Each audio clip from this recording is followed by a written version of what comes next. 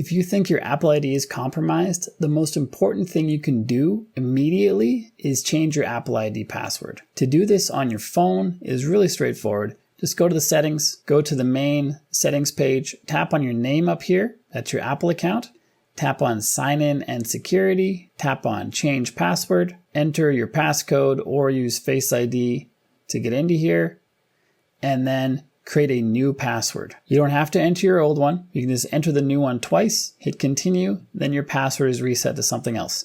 Make it substantially different from your old one. So if it really is compromised and someone has your old password, if you just change one letter or one number, they might try to guess it and they might be able to figure it out.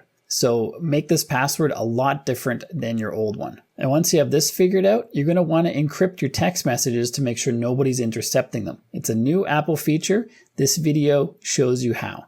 If you got value from the video you just watched, like and subscribe to let me know, and I'll see you on this one.